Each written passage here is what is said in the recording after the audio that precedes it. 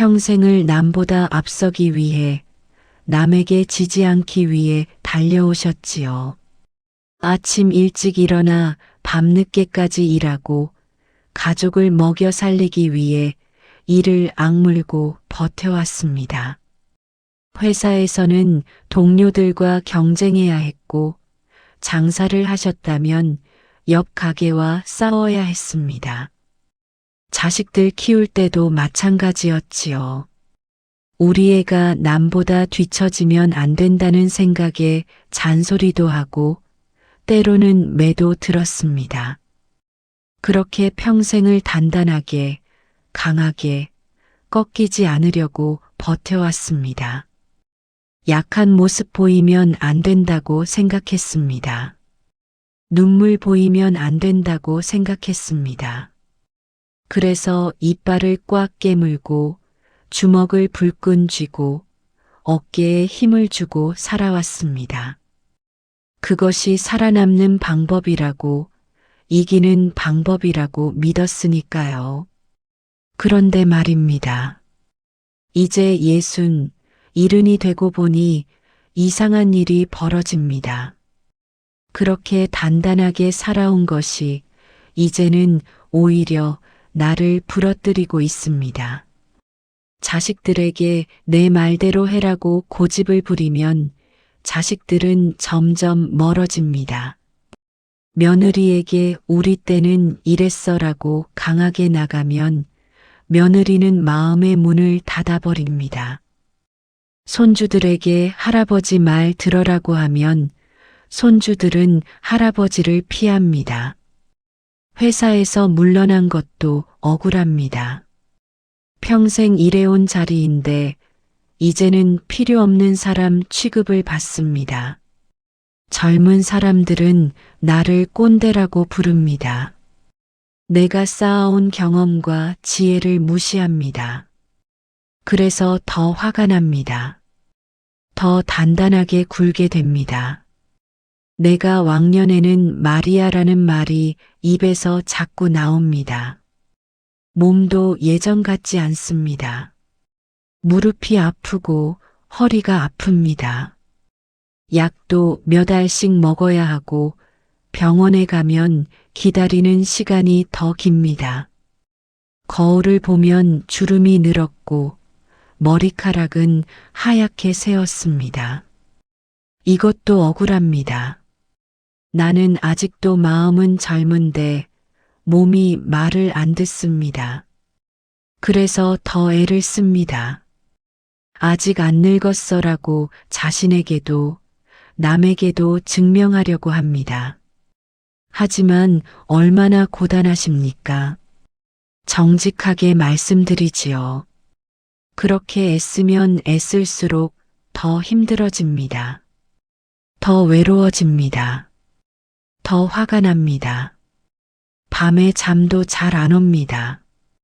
자식들 생각하면 서럽고 내 처지 생각하면 억울하고 앞으로 남은 인생 생각하면 막막합니다. 오늘 제가 드리고 싶은 이야기는 이것입니다. 이제는 그만 힘을 빼셔도 됩니다. 아니, 힘을 빼야 합니다. 이기려고 하지 마십시오. 단단하게 버티려고 하지 마십시오. 그것이 평생 당신이 살아온 방식이었다는 것을 압니다. 하지만 이제는 다른 방식으로 살아야 할 때입니다. 2500년 전 중국에 노자라는 사람이 살았습니다. 그는 평생 세상을 관찰하며 한 가지 진리를 발견했습니다. 세상에서 가장 강한 것은 가장 부드러운 것이라는 진리를 말입니다. 그는 그것을 물에서 배웠습니다. 물만큼 부드러운 것이 없지만 물만큼 강한 것도 없다는 사실을 깨달았습니다. 노자는 이렇게 말했습니다. 세상에서 가장 좋은 것은 물과 같습니다. 물을 보십시오. 물은 절대 다른 것과 싸우지 않습니다. 바위를 만나면 바위를 피해서 흐릅니다. 장애물이 있으면 돌아갑니다. 낮은 곳이 있으면 그리로 흘러갑니다. 물은 절대 이기려고 하지 않습니다. 그런데 신기한 일이 벌어집니다. 바위는 단단합니다. 물은 부드럽습니다. 바위는 움직이지 않습니다. 물은 흐릅니다. 그런데 시간이 지나면 어떻게 됩니까? 단단한 바위가 부드러운 물에 깎입니다. 물이 흐르고 흐르면 바위에 구멍이 뚫립니다. 바위가 쪼개집니다. 결국 바위는 작은 돌멩이가 되어 물에 떠내려갑니다. 물은 바위와 싸우지 않았습니다. 이기려고 하지 않았습니다. 그저 자기 성질대로 부드럽게 흘렀을 뿐입니다. 그런데 결과는 어떻습니까? 물이 이긴 것입니다. 부드러움이 단단함을 이긴 것입니다. 노자는 또 이렇게 말했습니다. 사람이 살아있을 때는 부드럽지만 죽으면 뻣뻣해집니다. 나무가 살아있을 때는 부드럽고 촉촉하지만 죽으면 딱딱하게 마릅니다. 그러므로 단단하고 뻣뻣한 것은 죽음의 무리이고 부드럽고 약한 것은 생명의 무리입니다. 무슨 뜻일까요? 이것은 아주 중요한 진리입니다. 살아있다는 것은 부드럽다는 것입니다.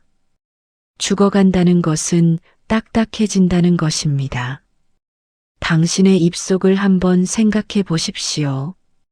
입 안에는 이빨이 있고 혀가 있습니다. 이빨은 단단합니다.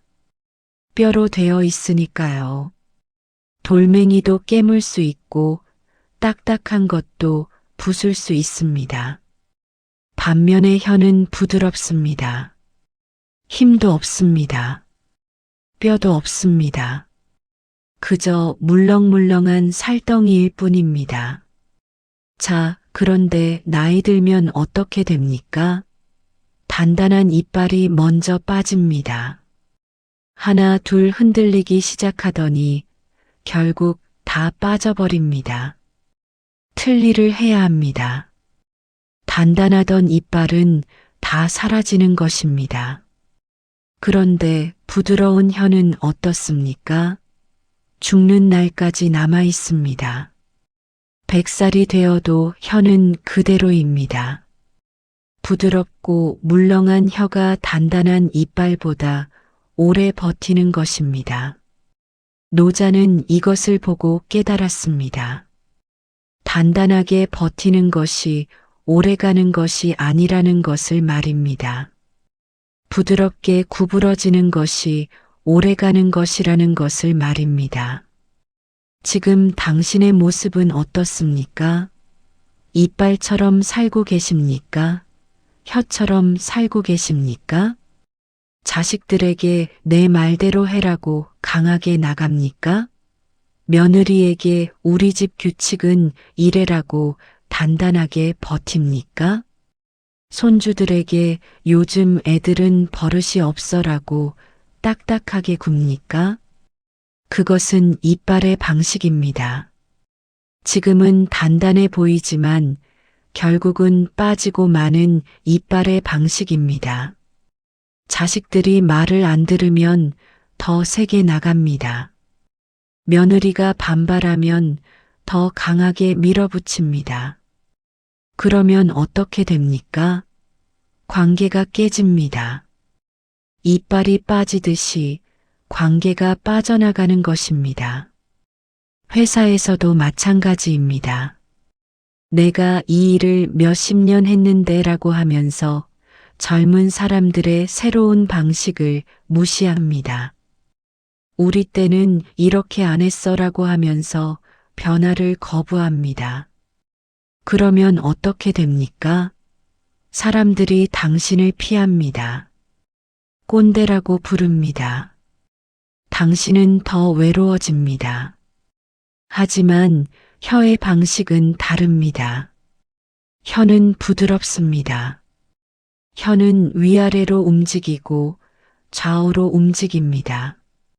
뺨 안쪽으로 들어갔다가 나왔다가 합니다. 단단한 이빨 사이를 요리조리 피해 다닙니다. 음식이 들어오면 그 음식에 맞춰서 움직입니다. 딱딱한 것이 들어오면 옆으로 비키고 뜨거운 것이 들어오면 살짝 뒤로 빠집니다. 혀는 절대 음식과 싸우지 않습니다. 이기려고 하지 않습니다. 그저 부드럽게 적응할 뿐입니다. 그런데 결과는 어떻습니까? 혀는 100년을 삽니다. 이빨은 다 빠져도 혀는 남아 있습니다. 자식과의 관계도 이렇게 해야 합니다. 자식이 당신 말을 안 들으면 더 세게 밀어붙이지 마십시오. 그것은 이빨의 방식입니다. 부러지는 방식입니다. 대신 혀처럼 부드럽게 구부러지십시오. 그래, 내 생각도 일리가 있네라고 말해 보십시오. 내가 생각해 보니 내 방식이 지금 시대에는 안 맞을 수도 있겠구나라고 말해 보십시오. 처음에는 자존심이 상할 것입니다. 내가 지는 것 같을 것입니다. 하지만 그것은 착각입니다. 혀가 이빨에게 지는 것이 아닙니다. 혀가 살아남는 전략인 것입니다. 당신이 부드럽게 구부러질 때 자식들은 오히려 당신을 더 존중하게 됩니다. 우리 아버지가 생각이 깊으시네, 우리 어머니가 변하셨네 하면서 마음을 엽니다. 며느리에게도 마찬가지입니다. 우리 집 규칙을 강요하지 마십시오. 며느리는 다른 집에서 자란 사람입니다. 다른 방식이 있습니다. 당신 방식이 옳고 며느리 방식이 틀렸다고 생각하지 마십시오. 그것은 이빨의 사고방식입니다. 대신 내가 편한 대로 해도 되라고 말해 보십시오. 나는 이렇게 했는데 요즘은 어떻게 하는지 모르겠네. 내가 알아서 해라고 말해 보십시오. 이것이 혀의 방식입니다. 부드럽게 피해가는 방식입니다. 그러면 신기한 일이 벌어집니다. 며느리가 오히려 당신에게 물어봅니다.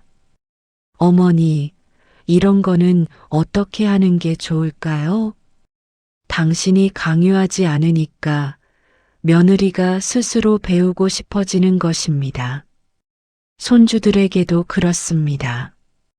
할아버지 말 들어라고 명령하지 마십시오. 요즘 아이들은 명령을 싫어합니다. 대신 할아버지가 어렸을 때는 이랬단다라고 이야기해 주십시오. 강요하지 말고 그저 이야기만 하십시오. 아이들은 강요하면 도망가지만 이야기는 좋아합니다. 이것이 바로 물의 지혜입니다. 노자의 지혜입니다. 이기려고 하지 마십시오. 단단하게 버티려고 하지 마십시오. 그것은 이빨의 방식이고 결국 빠지는 방식입니다. 대신 혀처럼 부드러워지십시오. 물처럼 흐르십시오. 그것이 오래 살아남는 방식입니다. 젊었을 때는 이빨처럼 단단해야 했습니다. 그때는 싸워야 했고 이겨야 했습니다.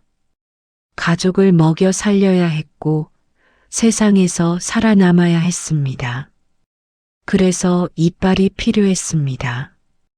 단단한 이빨로 음식을 깨물고 장애물을 부수고 앞으로 나아가야 했습니다. 하지만 이제는 다릅니다. 60, 70이 되면 이빨의 시대는 끝난 것입니다. 이제는 혀의 시대입니다. 부드러움의 시대입니다. 이제 당신이 해야 할 일은 싸우는 것이 아니라 어우러지는 것입니다.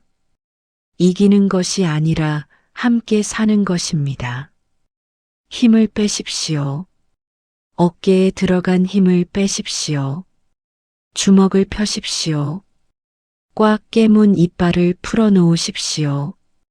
그리고 혀처럼 부드럽게 움직여 보십시오. 자식들의 말에 고개를 끄덕여 보십시오. 며느리의 방식을 인정해 보십시오. 손주들의 세계를 이해하려고 노력해 보십시오. 처음에는 낯설 것입니다. 마치 지는 것 같을 것입니다. 하지만 조금만 기다려 보십시오. 당신이 부드러워질 때 놀라운 일이 벌어집니다. 사람들이 당신에게 모여듭니다. 자식들이 전화를 더 자주 합니다. 며느리가 편하게 대합니다. 손주들이 할아버지 할머니를 찾습니다. 왜 그럴까요? 부드러운 것은 사람을 편하게 만들기 때문입니다. 단단한 것은 사람을 긴장시키지만 부드러운 것은 사람을 이완시킵니다. 이빨은 무섭지만 혀는 무섭지 않습니다. 사람들은 이빨을 피하지만 혀와는 함께 지냅니다. 그런데 물에게는 부드러움 말고도 또 하나의 놀라운 비밀이 숨겨져 있습니다. 물은 단지 부드러울 뿐만 아니라 언제나 낮은 곳으로 흐른다는 것입니다. 강물을 보십시오. 강물은 언제나 높은 곳에서 낮은 곳으로 흐릅니다. 산꼭대기에서 시작한 물은 계곡으로 내려오고 계곡에서 시내로 흐르고 시내에서 강으로 모이고 강은 결국 바다로 갑니다. 물은 절대 위로 올라가려고 하지 않습니다. 언제나 아래로 흐릅니다. 그런데 생각해 보십시오. 바다는 어디에 있습니까? 가장 낮은 곳에 있습니다. 지구상에서 가장 낮은 곳이 바다입니다. 그런데 신기하게도 세상의 모든 물이 바다로 모입니다. 산의 물도, 강의 물도, 시내의 물도, 비가 내리면 그 빗물까지도 결국은 다 바다로 갑니다. 왜 그럴까요? 바다가 가장 낮은 곳에 있기 때문입니다. 바다는 높은 곳에 올라가려고 애쓰지 않습니다. 다른 물들에게 나한테 와라고 강요하지도 않습니다. 그저 조용히 가장 낮은 곳에 있을 뿐입니다. 그런데 모든 물이 저절로 바다로 모이는 것입니다. 노자는 이것을 보고 깨달았습니다. 강과 바다가 모든 시내의 왕이 될 수 있는 이유는 그들이 잘 낮추기 때문입니다. 높은 곳에 올라가려고 하는 것이 왕이 되는 것이 아니라 낮은 곳에 있는 것이 왕이 되는 것이라는 진리를 말입니다. 지금 당신의 모습을 돌아보십시오. 집안에서 어떤 위치에 계십니까? 높은 곳에 올라가 있으려고 애쓰고 계십니까? 내가 이 집안의 어른이야. 내 말을 들어야 해. 내가 가장이야 하면서 높은 자리를 지키려고 하십니까? 그것은 물의 방식이 아닙니다. 물은 절대 높은 곳에 머물려고 하지 않습니다. 높은 곳의 물은 금방 마르거나 흘러내려갑니다. 높은 곳에서는 물이 오래 머물 수 없습니다. 자식들과의 관계를 생각해 보십시오. 자식이 결혼을 했습니다. 이제 자식은 자기 가정을 꾸렸습니다. 그런데 당신은 여전히 자식 위에 서려고 합니다. 내가 너를 키웠어. 내가 너한테 얼마나 고생했는데, 그러니까 내 말을 들어야 해. 이렇게 말합니다. 이것은 높은 곳에 머물려는 것입니다. 부모라는 높은 자리를 지키려는 것입니다. 하지만 생각해 보십시오. 자식이 어렸을 때는 당신이 높은 곳에 있어야 했습니다. 그때는 당신이 가르치고, 당신이 인도하고, 당신이 보호해야 했습니다. 그것이 부모의 역할이었습니다. 하지만 이제 자식은 어른이 되었습니다. 자식도 누군가의 부모가 되었습니다. 직장에서 일하고 돈을 벌고 가정을 꾸립니다. 이제 자식은 당신과 같은 어른입니다. 그런데 당신은 여전히 자식을 아이 취급합니다. 여전히 위에서 내려다보려고 합니다. 그러면 어떻게 됩니까? 자식이 반발합니다. 아버지, 저도 이제 어른이에요. 어머니, 제 일은 제가 알아서 할게요. 이렇게 말합니다. 그러면 당신은 화가 납니다. 이 녀석이 버릇없이 내가 너를 위해서 하는 소린데 하면서 더 강하게 나갑니다. 이것이 바로 높은 곳을 지키려는 것입니다. 그리고 높은 곳의 물은 마르게 되어 있습니다. 당신이 높은 자리를 고집할수록 자식들은 당신에게서 멀어집니다. 전화도 덜하고 집에도 덜 옵니다. 명절에만 의무적으로 들르고 그것도 빨리 가려고 합니다. 왜 그럴까요? 당신이 높은 곳에 있기 때문입니다. 높은 곳은 올라가기 힘듭니다. 자식들은 당신을 만나러 올 때마다 높은 산을 올라가야 합니다. 힘듭니다. 숨이 찹니다. 그래서 자주 오고 싶지 않은 것입니다. 하지만 낮은 곳은 다릅니다. 낮은 곳은 내려가기 쉽습니다. 편합니다. 그래서 사람들이 자주 옵니다. 바다를 보십시오. 모든 물이 바다로 향합니다. 힘들여서 가는 것이 아닙니다.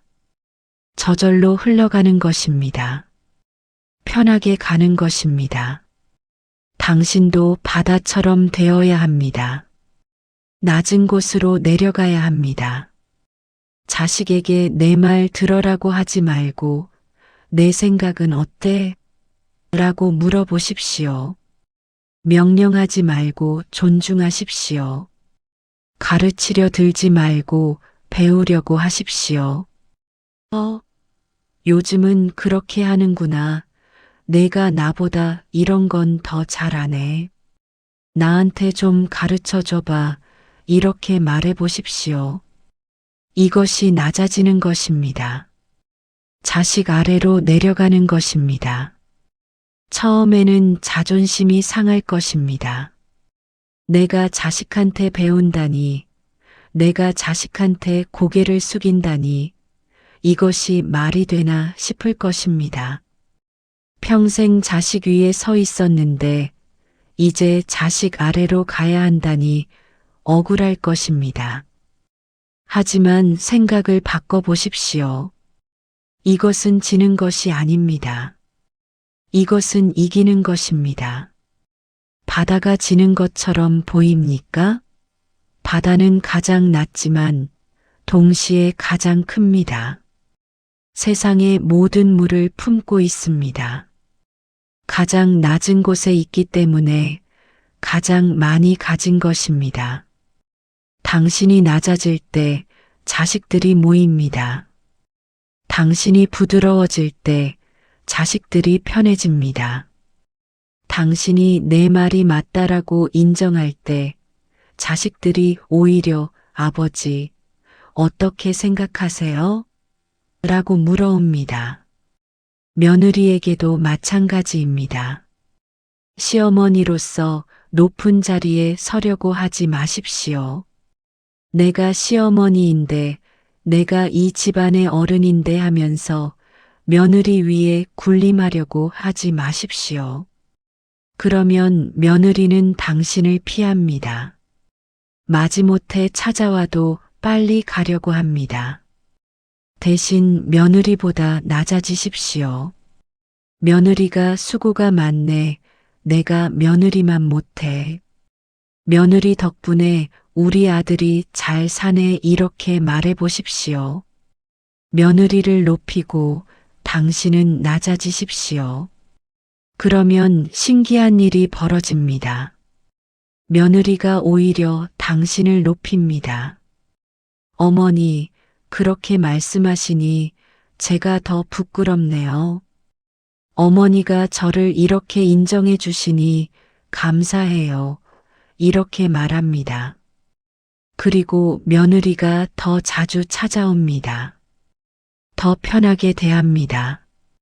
손주들도 그렇습니다. 할아버지 할머니로서 위엄을 지키려고 하지 마십시오. 할아버지 말 들어 할머니가 뭐라고 했어 하면서 높은 곳에서 명령하지 마십시오. 아이들은 명령하는 어른을 싫어합니다. 대신 손주와 같은 높이로 내려가십시오. 손주가 하는 게임을 물어보십시오. 손주가 좋아하는 만화를 함께 보십시오. 할아버지는 잘 모르겠네.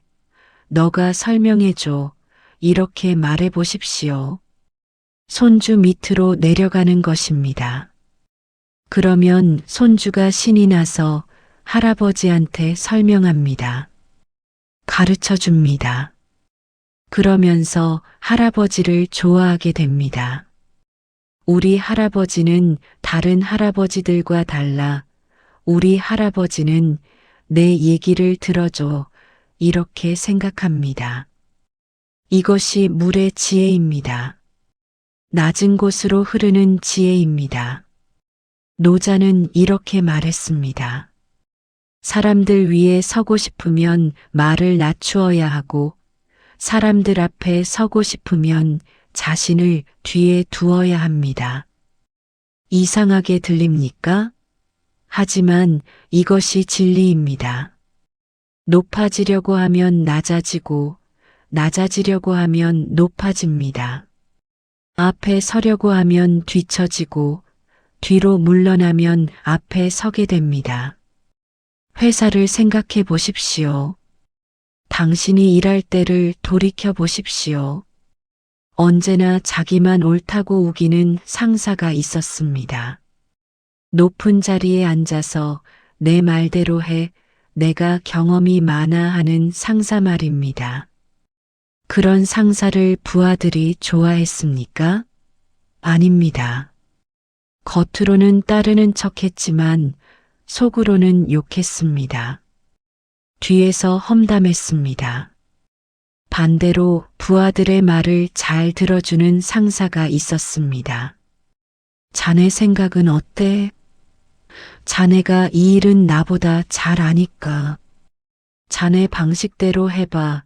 이렇게 말하는 상사 말입니다. 그런 상사를 부하들이 어떻게 대했습니까? 정말로 존경했습니다. 진심으로 따랐습니다. 둘 중 누가 진짜 높은 자리에 있었습니까? 겉으로는 첫 번째 상사가 높은 것처럼 보였지만 실제로는 두 번째 상사가 높았습니다.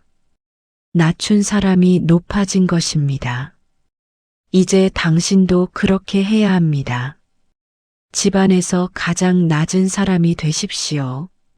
자식에게도 며느리에게도 손주에게도 낮은 자리로 가십시오. 내가 제일 높아라는 생각을 버리십시오.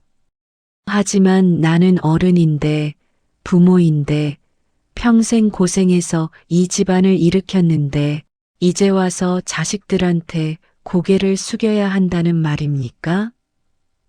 이렇게 생각할 수 있습니다. 맞습니다. 당신은 어른입니다. 당신은 이 집안을 일으킨 사람입니다. 당신이 없었으면 지금의 이 가족도 없었을 것입니다. 그것은 인정합니다. 당신의 공로는 큽니다. 하지만 생각해 보십시오. 당신이 원하는 것이 무엇입니까? 높은 자리에 앉아서 외롭게 지내는 것입니까? 아니면 낮은 자리에 있더라도 자식들, 손주들과 행복하게 지내는 것입니까? 산꼭대기에 혼자 서 있는 것과 계곡에 모두와 함께 있는 것 중에 무엇을 선택하시겠습니까? 산꼭대기는 높습니다. 멀리 내다볼 수 있습니다. 하지만 춥고 외롭습니다. 바람이 세게 붑니다. 아무도 찾아오지 않습니다. 계곡은 낮습니다. 멀리 보이지 않습니다. 하지만 따뜻합니다. 사람들이 모입니다. 물이 흐르고 나무가 자랍니다. 생명이 있습니다. 어느 쪽을 택하시겠습니까? 노자는 계곡을 택했습니다. 그는 이렇게 말했습니다. 골짜기의 신은 죽지 않습니다. 낮은 곳에 생명이 있다는 뜻입니다. 높은 곳은 메마르지만 낮은 곳은 풍요롭습니다. 당신의 남은 인생을 생각해 보십시오. 높은 곳에서 홀로 지낼 것입니까? 낮은 곳에서 함께 지낼 것입니까? 자식들에게 명령하면서 외롭게 살 것입니까? 자식들과 어울리면서 행복하게 살 것입니까? 선택은 당신의 몫입니다. 하지만 노자는 이미 답을 알려주었습니다. 물처럼 낮은 곳으로 흐르라고 말입니다. 그러면 모든 것이 당신에게로 올 것이라고 말입니다. 실제로 해보십시오. 오늘 저녁 자식에게 전화할 때 너 잘하고 있구나. 내가 옳았어. 이렇게 말해 보십시오. 며느리를 만났을 때 며느리 덕분에 우리 집안이 화목해. 이렇게 말해 보십시오. 손주를 만났을 때 할아버지한테 가르쳐줘. 이렇게 말해 보십시오. 처음에는 어색할 것입니다. 입에서 잘 나오지 않을 것입니다. 하지만 계속해 보십시오. 물이 바위를 뚫듯이 조금씩 조금씩 당신도 변할 것입니다. 그리고 어느 날 보면 집안 분위기가 달라져 있을 것입니다. 자식들이 더 자주 전화합니다. 며느리가 더 편하게 대합니다. 손주들이 할아버지 할머니를 찾습니다. 왜 그럴까요? 당신이 낮아졌기 때문입니다. 당신이 물처럼 흘렀기 때문입니다. 그리고 신기하게도 당신은 더 행복해집니다. 높은 곳에서 외로웠을 때보다 낮은 곳에서 함께할 때가 훨씬 더 행복합니다. 명령하고 복종받을 때보다 물어보고 대화할 때가 훨씬 더 즐겁습니다. 이것이 노자가 발견한 역설입니다. 이기려고 하면 지고 지려고 하면 이깁니다. 높아지려고 하면 낮아지고 낮아지려고 하면 높아집니다. 가지려고 하면 잃고 비우려고 하면 얻습니다. 그런데 말입니다. 노자는 여기서 한 걸음 더 나아갑니다. 낮은 곳으로 흐르는 것도 중요하지만 더 중요한 것이 있다고 말합니다. 그것은 바로 비움입니다. 낮아지는 것도 중요하지만 비우는 것은 더 중요합니다. 노자는 이렇게 말했습니다. 그릇은 흙을 빚어서 만들지만 그 가운데가 비어 있기 때문에 그릇으로 쓸 수 있습니다. 문과 창문을 내어 집을 만들지만 그 안이 비어 있기 때문에 집으로 쓸 수 있습니다. 무슨 뜻일까요? 쓸모 있는 것은 채워진 것이 아니라 비어 있는 것이라는 뜻입니다. 컵을 생각해 보십시오. 컵은 왜 쓸모가 있습니까? 안에 물을 담을 수 있기 때문입니다. 그런데 만약 컵이 이미 가득 차 있다면 어떻게 됩니까? 아무것도 담을 수 없습니다. 물을 부으려고 해도 넘쳐 흐릅니다. 차를 따르려고 해도 들어갈 자리가 없습니다. 컵이 쓸모 있으려면 반드시 비어 있어야 합니다. 비어 있어야 무언가를 담을 수 있습니다. 가득 찬 컵은 쓸모가 없습니다. 방도 마찬가지입니다. 방은 왜 필요합니까? 사람이 살기 위해서입니다. 그런데 방 안에 가구와 짐으로 가득 차 있으면 어떻게 됩니까? 사람이 살 수 없습니다. 들어갈 공간이 없습니다. 움직일 자리가 없습니다. 방이 쓸모 있으려면 비어 있어야 합니다. 비어 있어야 사람이 들어와서 살 수 있습니다. 가득 찬 방은 창고일 뿐 사람이 사는 집이 아닙니다. 이제 당신의 마음을 생각해 보십시오. 당신의 마음은 지금 비어 있습니까? 가득 차 있습니까? 솔직히 말씀드리지요. 대부분의 노인들 마음은 가득 차 있습니다. 무엇으로 가득 차 있습니까? 과거로 가득 차 있습니다. 내가 젊었을 때는 말이야, 내가 왕년에는 말이야, 이런 생각으로 꽉 차 있습니다. 자기 경험으로도 가득 차 있습니다. 나는 이 일을 30년 했어. 나는 이런 일을 다 겪어봤어. 내가 살아온 인생이 얼만데 이런 생각으로 꽉 차 있습니다. 자기 방식으로도 가득 차 있습니다. 우리 때는 이렇게 했어. 원래 이렇게 하는 거야. 이게 맞는 거야. 이런 생각으로 꽉 차 있습니다. 불만으로도 가득 차 있습니다. 요즘 젊은 것들은 버릇이 없어. 세상이 왜 이 모양이야. 나만 손해보는 것 같아. 이런 생각으로 꽉 차 있습니다. 집착으로도 가득 차 있습니다. 내 재산은 내가 관리해야 해. 내 자식은 내 말을 들어야 해. 내 방식을 지켜야 해. 이런 생각으로 꽉 차 있습니다. 이렇게 가득 찬 마음은 컵처럼, 방처럼 쓸모가 없습니다. 새로운 것이 들어올 자리가 없기 때문입니다. 자식들의 새로운 생각이 들어올 자리가 없습니다. 세상에 새로운 변화가 들어올 자리가 없습니다. 새로운 행복이 들어올 자리가 없습니다. 예를 들어보겠습니다.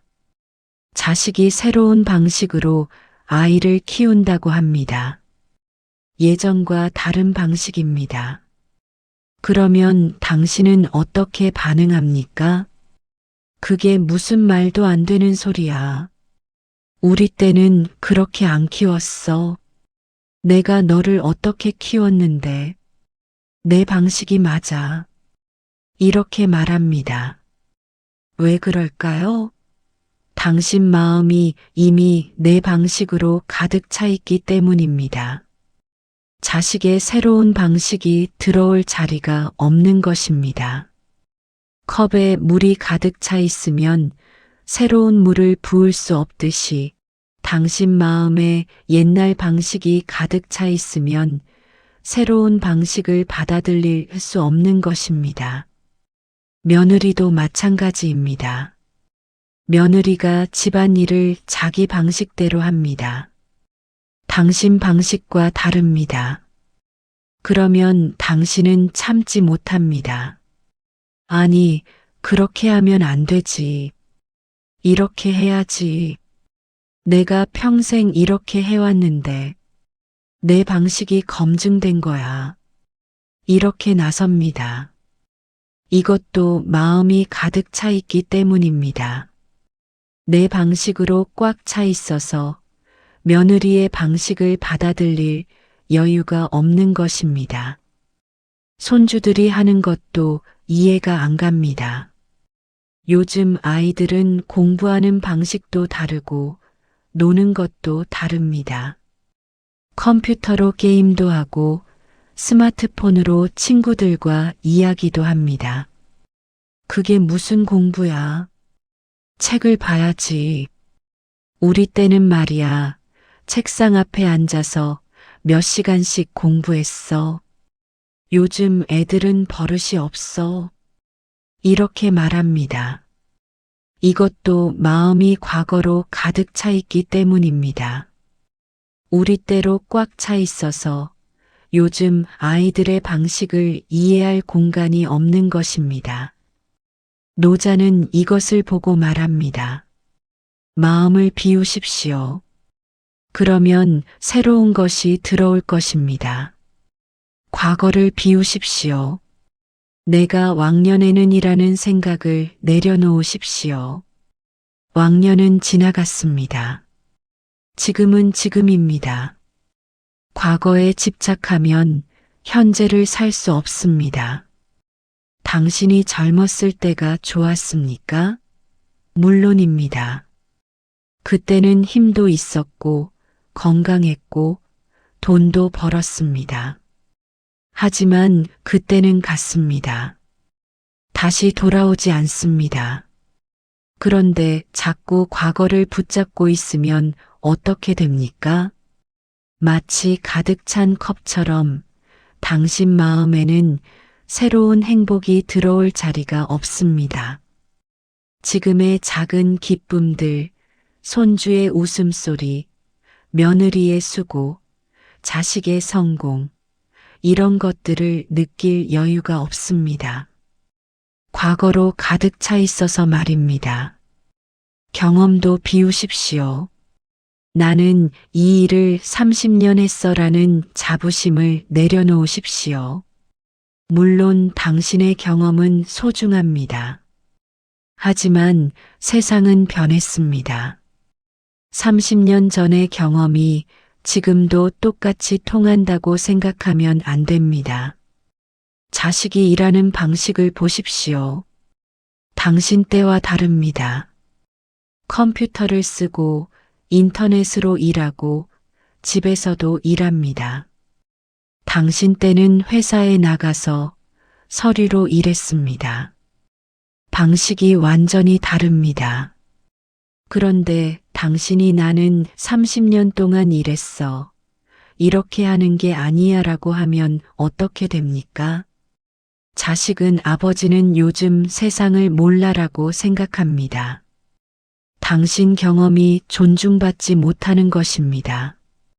하지만 만약 당신이 경험을 비운다면, 즉, 내 경험이 전부가 아니야 라고 생각한다면, 자식의 새로운 방식을 배울 수 있습니다.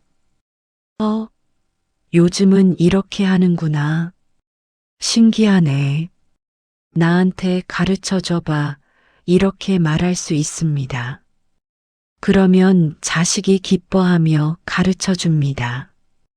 그리고 가르치는 과정에서 오히려 당신의 과거 경험을 물어봅니다. 아버지, 그럼 옛날에는 어떻게 했어요? 궁금한데요. 이렇게 됩니다. 당신이 경험을 내세우지 않을 때 오히려 당신의 경험이 존중받는 것입니다.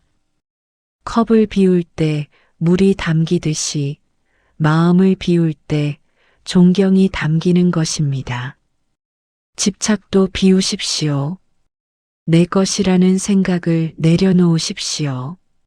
내 재산, 내 집, 내 자식 이렇게 꽉 움켜쥐고 있으면 오히려 그것들을 잃게 됩니다. 재산을 생각해 보십시오. 평생 모은 재산입니다. 소중합니다. 그런데 자꾸 이건 내 돈이야. 함부로 못 써라고 하면서 꽉 쥐고 있으면 어떻게 됩니까? 자식들이 눈치를 봅니다. 우리 부모님 돈 때문에 힘들겠다고 생각합니다.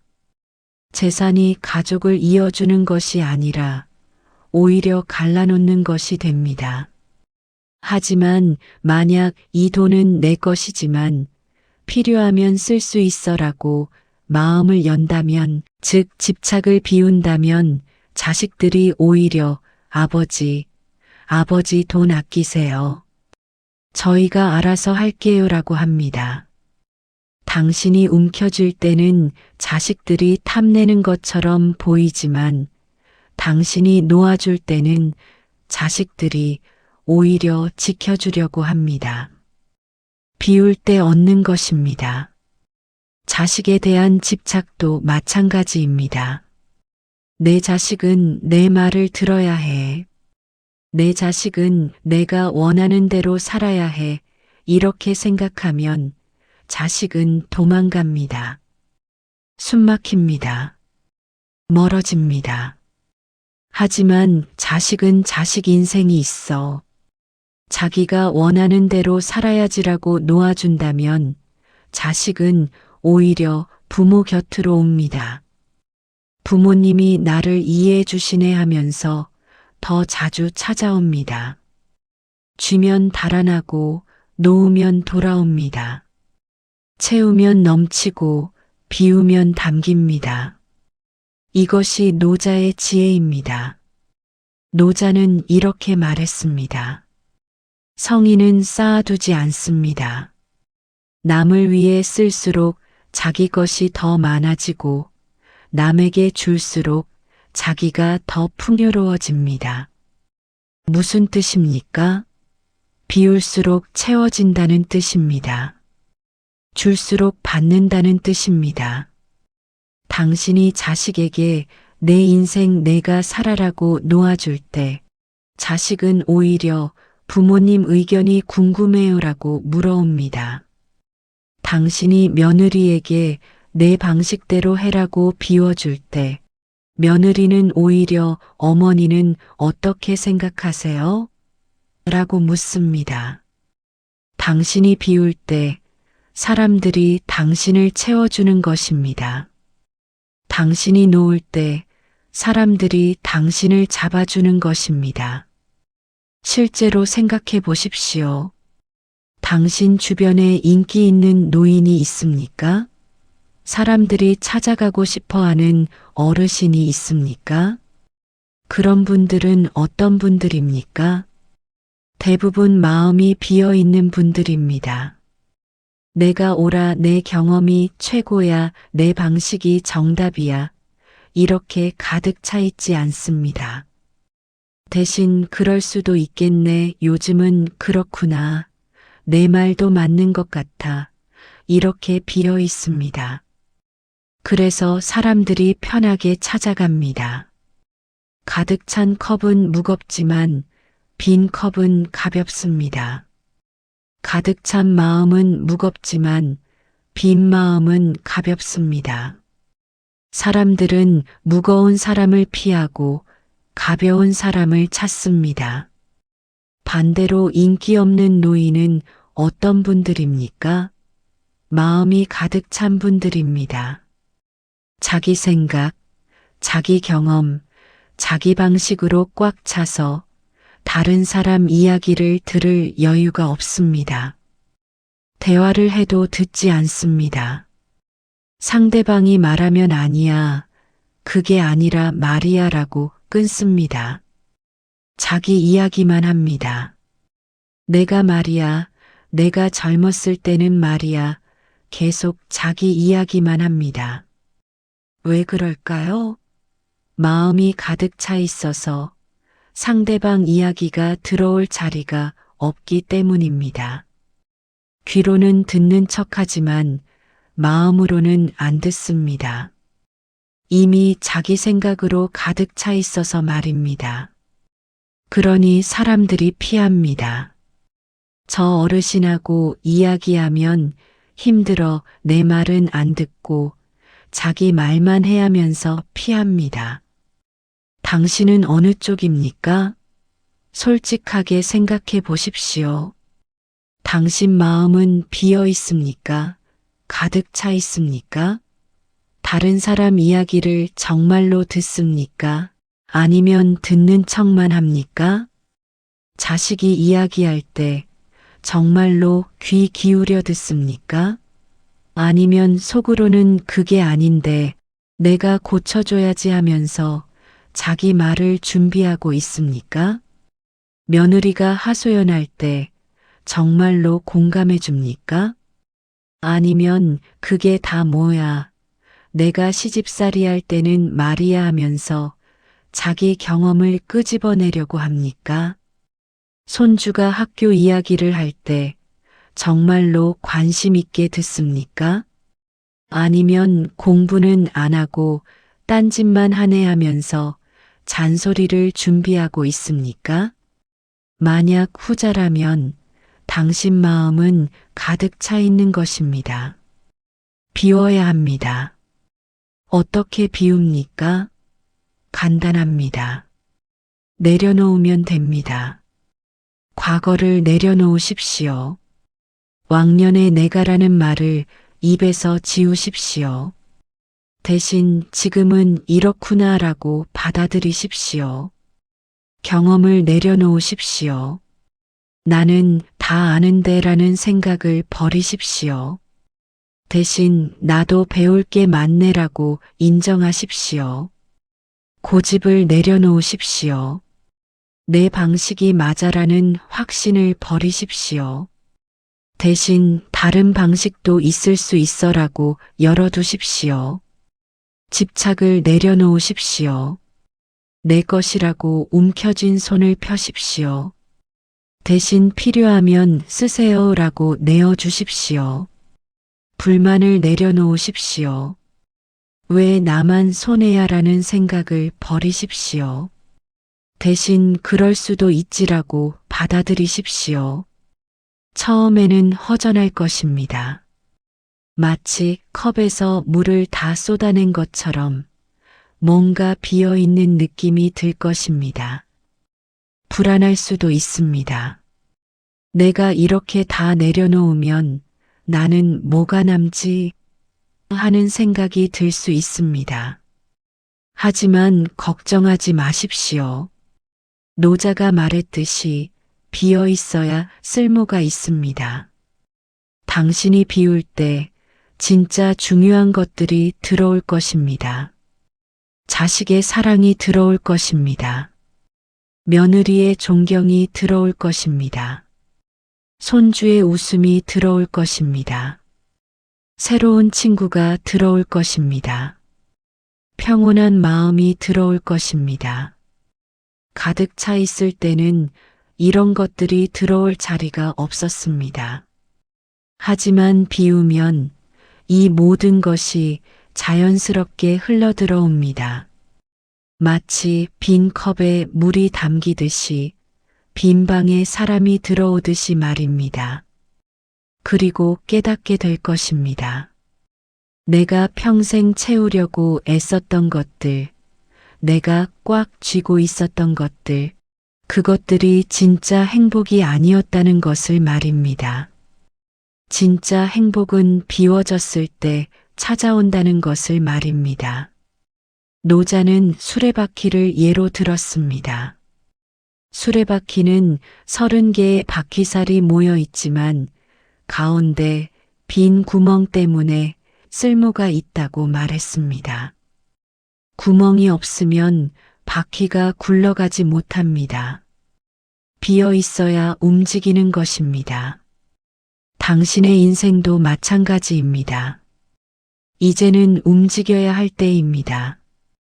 한 곳에 딱딱하게 고정되어 있을 때가 아닙니다. 세상의 변화와 함께 움직여야 합니다. 자식들의 새로운 삶과 함께 흘러가야 합니다. 그러려면 가운데가 비어 있어야 합니다. 마음이 비어 있어야 움직일 수 있습니다. 가득 차 있으면 굳어버립니다. 돌처럼 딱딱해져서 제자리에서 못 움직입니다. 그래서 노자는 말합니다. 비우십시오. 놓으십시오. 내려놓으십시오. 그것이 진정으로 가득 차는 길이라고 말입니다. 이제 당신도 이해하시겠지요. 물의 세 가지 지혜를 말입니다. 부드러워야 합니다. 낮아져야 합니다. 비워야 합니다. 이 세 가지가 모두 하나로 연결되어 있습니다. 부드러우면 낮아질 수 있고, 낮아지면 비울 수 있고, 비우면 다시 부드러워집니다. 이것이 물이 흐르는 방식이고, 이것이 노자가 말하는 삶의 방식입니다. 이제 중요한 질문이 남았습니다. 그렇다면 나는 어떻게 살아야 하는가? 이 질문에 대한 노자의 마지막 대답은 놀랍도록 간단합니다. 애쓰지 마십시오. 그냥 흐르십시오. 노자는 이것을 억지로 하지 않는다는 말로 표현했습니다. 억지로 하지 않으면서도 이루어지지 않는 것이 없다고 말했습니다. 이상하게 들립니까? 아무것도 안 하는데 어떻게 이루어진다는 말입니까? 여기서 노자가 말하는 것은 게으름이 아닙니다. 아무것도 안 하라는 것이 아닙니다. 억지로 하지 말라는 것입니다. 자연스럽게 하라는 것입니다. 강물을 보십시오. 강물은 바다로 가려고 억지로 애쓰지 않습니다. 그냥 흐를 뿐입니다. 낮은 곳으로 자연스럽게 흐를 뿐입니다. 그런데 결국 바다에 도착합니다. 애쓰지 않았는데 목적지에 이른 것입니다. 만약 강물이 억지로 빨리 가려고 한다면 어떻게 될까요? 바위에 부딪혀 부서질 것입니다. 둑을 넘으려다가 범람할 것입니다. 오히려 목적지에서 멀어질 것입니다. 하지만 강물은 그렇게 하지 않습니다. 바위가 있으면 돌아갑니다. 막히면 다른 길을 찾습니다. 천천히 자기 속도로 흐릅니다. 억지로 하지 않습니다. 그런데 결국은 바다에 이릅니다. 나무도 보십시오. 나무는 자라려고 억지로 애쓰지 않습니다. 봄이 오면 잎이 납니다. 여름이 오면 무성해집니다. 가을이 오면 열매를 맺습니다. 겨울이 오면 잎을 떨굽니다. 자연스럽게 계절의 흐름대로 살아갑니다.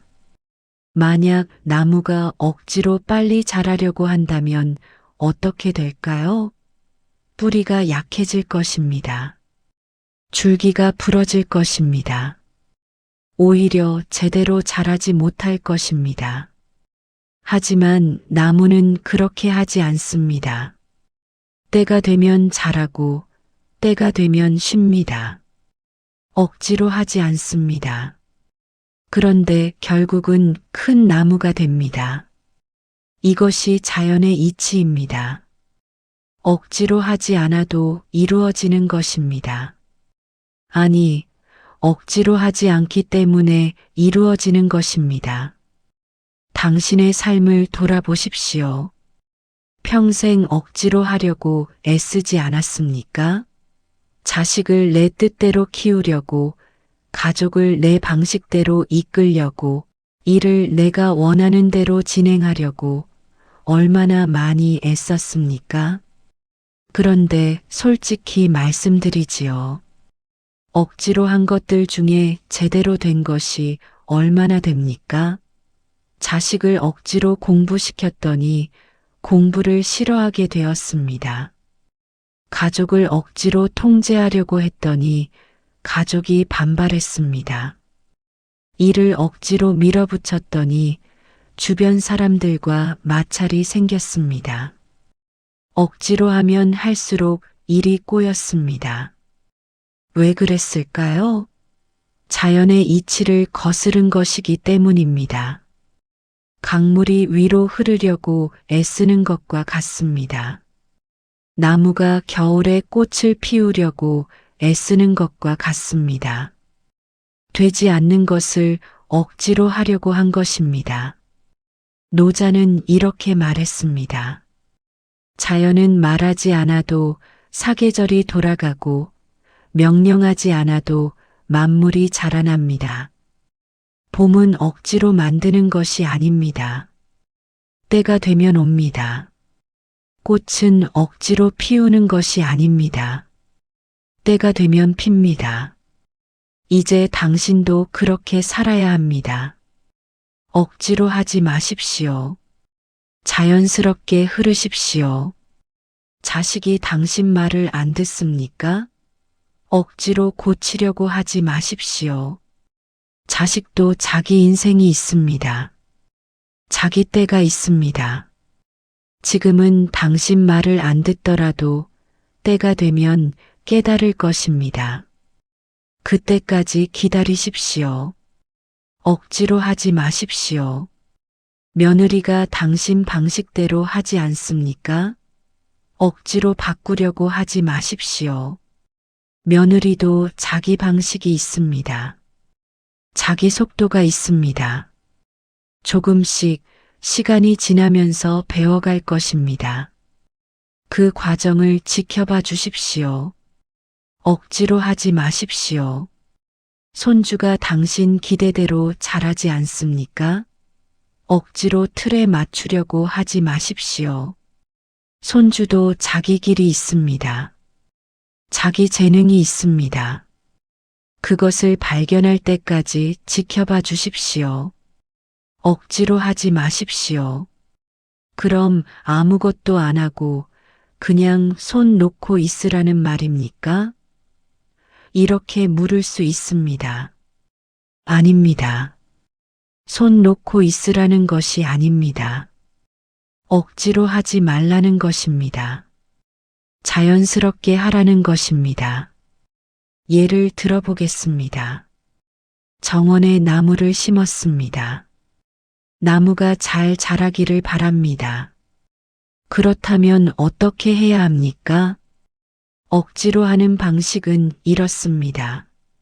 매일 나무를 잡아당깁니다. 빨리 자라 하면서 줄기를 위로 당깁니다. 잎이 적다 싶으면 인위적으로 잎을 붙입니다.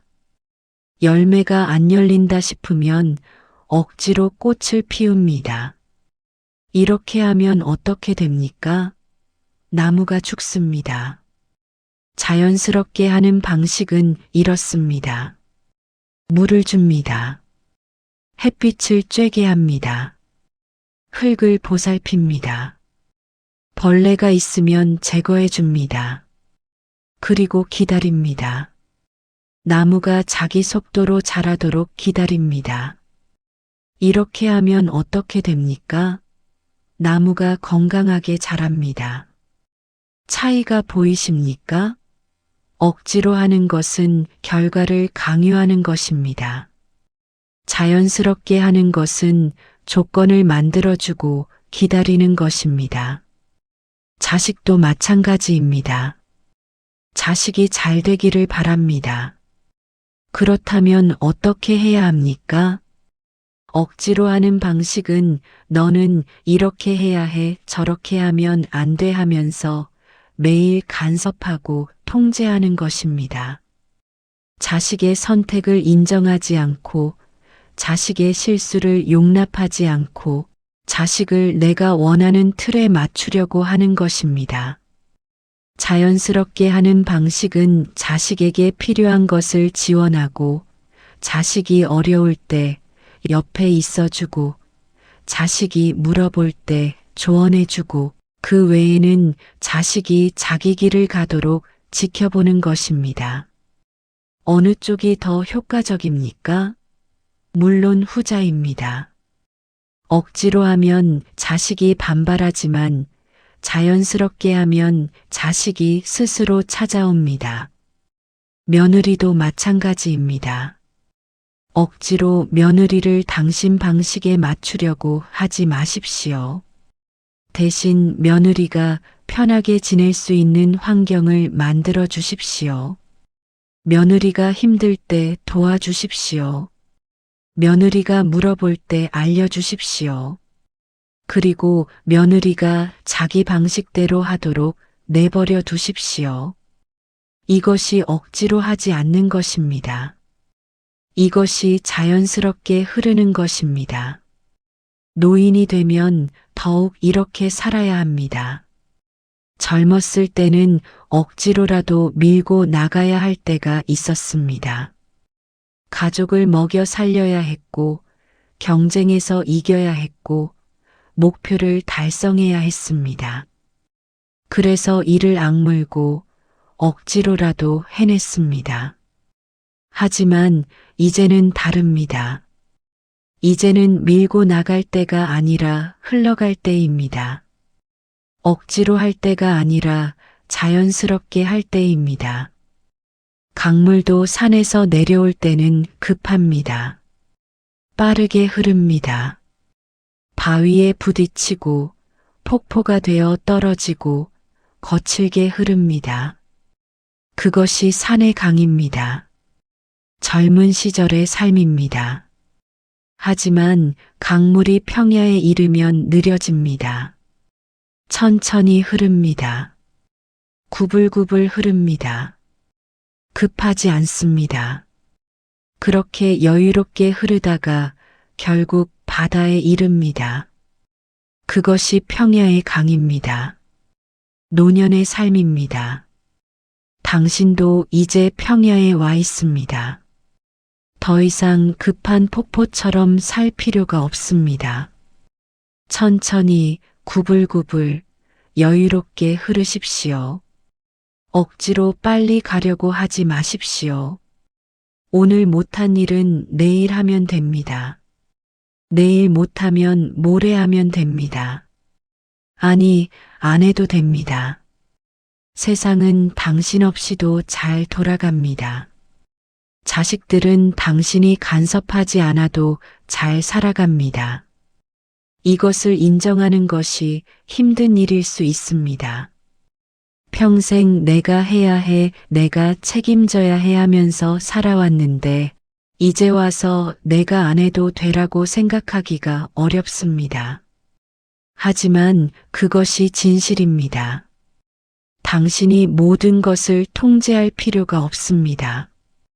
당신이 모든 것을 책임질 필요가 없습니다. 세상은, 가족은 자연의 이치대로 흘러갑니다.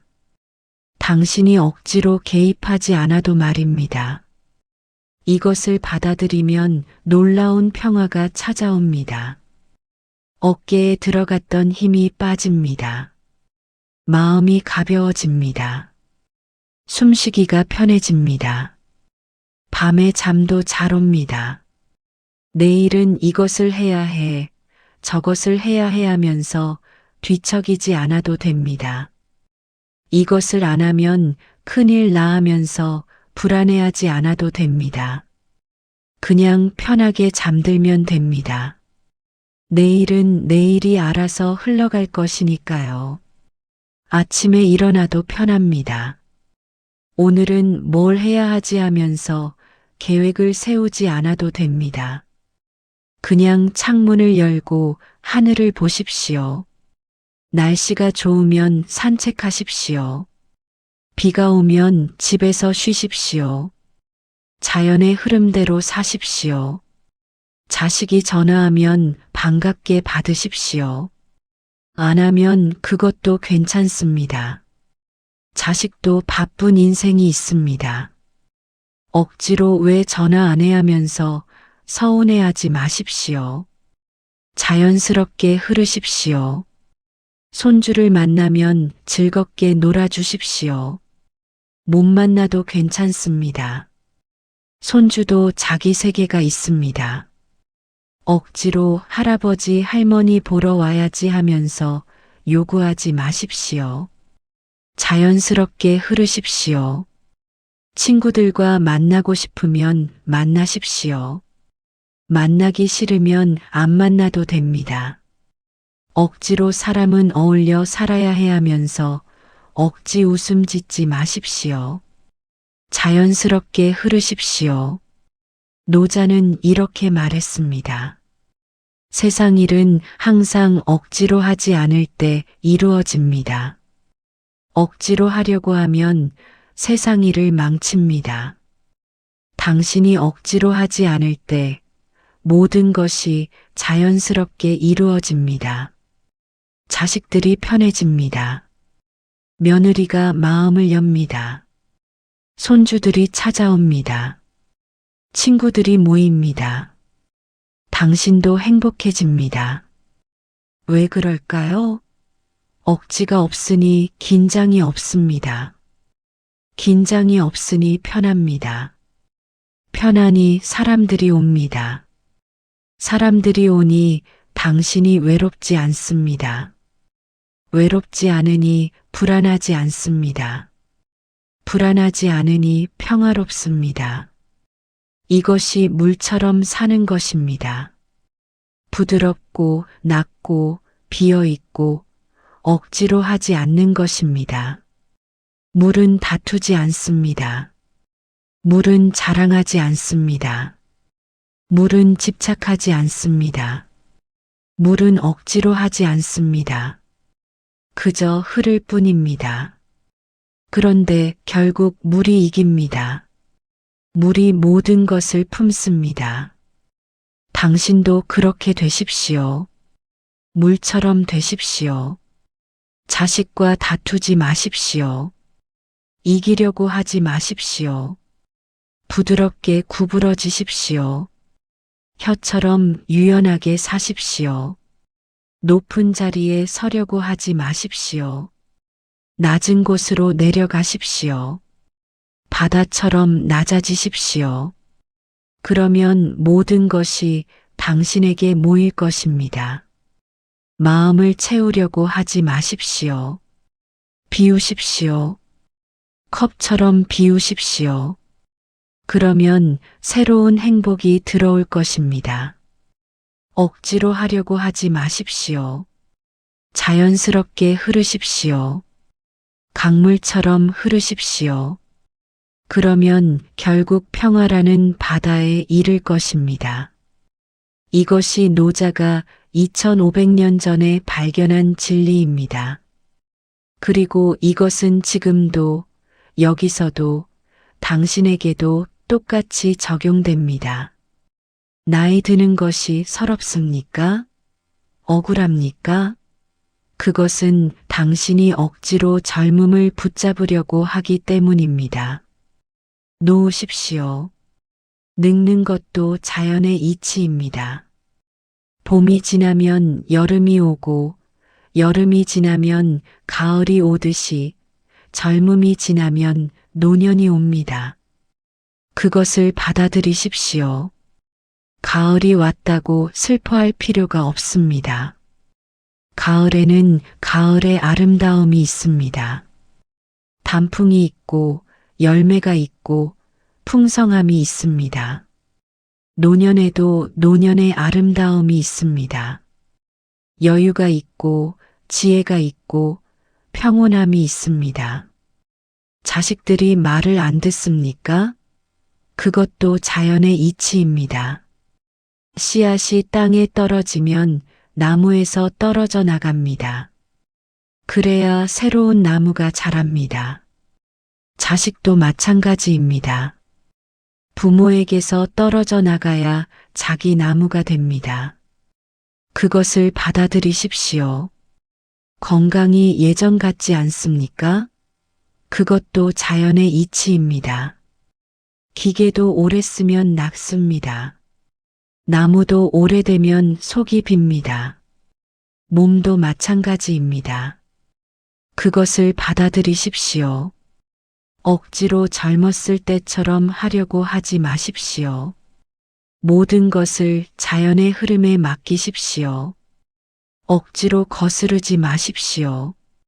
물처럼 흐르십시오. 그러면 놀라운 일이 벌어집니다.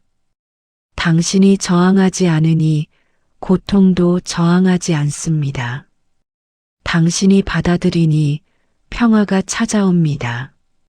당신이 흐르니 인생도 함께 흐릅니다. 아침에 눈을 뜨면 감사하십시오. 오늘도 살아있다는 것에 감사하십시오. 억지로 오늘은 이것을 해야 해라고 생각하지 마십시오. 그냥 오늘은 어떤 하루가 될까 하고 열린 마음으로 시작하십시오. 밥을 먹을 때 천천히 씹으십시오. 맛을 느끼십시오. 억지로 빨리 먹지 마십시오. 할 일이 있어서 급하다고 생각하지 마십시오. 지금 이 순간, 밥을 먹는 이 순간이 전부입니다. 산책할 때 주변을 보십시오. 나무를, 하늘을, 구름을 보십시오. 억지로 운동하려고 하지 마십시오. 그냥 걸으십시오. 자연스럽게 흐르십시오. 사람을 만날 때 온전히 그 사람에게 집중하십시오. 억지로 좋은 말을 하려고 하지 마십시오. 그냥 편하게 대화하십시오. 자연스럽게 흐르십시오. 밤에 잠들 때 오늘 하루를 돌아보십시오. 잘한 것도 못한 것도 모두 내려놓으십시오. 내일 걱정하지 마십시오. 그냥 편하게 잠드십시오. 자연스럽게 흐르십시오. 이렇게 하루하루를 흐르십시오. 억지로 하지 마십시오. 물처럼 바람처럼 구름처럼 흐르십시오. 그러면 어느 날 깨닫게 될 것입니다. 인생이 얼마나 아름다운지를 말입니다. 억지로 하려고 애쓸 때는 보이지 않던 것들이 보입니다. 아침 햇살이 얼마나 따뜻한지, 새소리가 얼마나 청아한지, 손주의 웃음이 얼마나 예쁜지, 자식의 전화가 얼마나 고마운지, 이런 것들이 보입니다.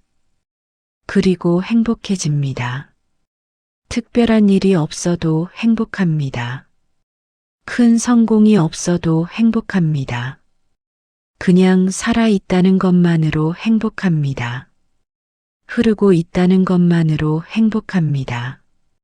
이것이 노자가 말하는 삶입니다. 물의 삶입니다. 힘을 빼는 삶입니다. 이기려고 하지 않는 삶입니다.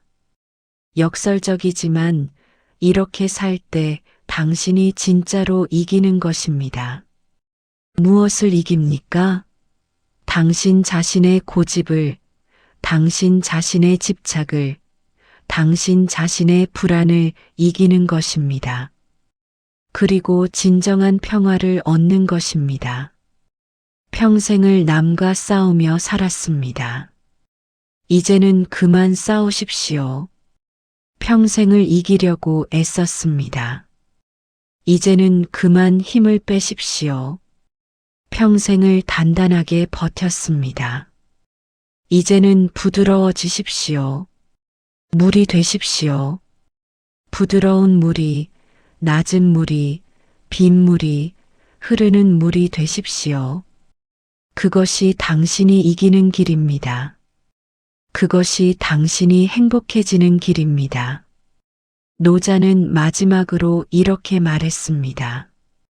세상에서 물보다 부드럽고 약한 것이 없지만 단단하고 강한 것을 이기는 데는 물보다 나은 것이 없습니다. 당신도 이제 알았을 것입니다. 부드러움이 강함을 이기고, 낮음이 높음을 이기고, 비움이 채움을 이기고, 흐름이 정체를 이긴다는 것을 말입니다. 이제 실천할 시간입니다. 오늘부터, 지금부터 물처럼 사십시오. 자식에게 전화하십시오. 그리고 말하십시오. 내 말이 맞았어. 내가 고집을 부렸네. 미안하다. 부드러워지십시오. 며느리를 만나십시오. 그리고 말하십시오. 며느리 덕분에 우리 집안이 화목해. 고맙다. 낮아지십시오. 손주를 안으십시오. 그리고 말하십시오. 할아버지한테 가르쳐 줘. 할아버지가 배우고 싶어? 비우십시오. 그리고 하루하루를 흐르십시오. 억지로 하지 마십시오. 자연스럽게 사십시오. 처음에는 어색할 것입니다. 어려울 것입니다. 하지만 계속하십시오.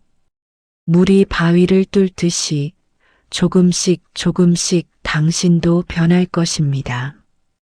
그리고 어느 날 당신은 깨닫게 될 것입니다.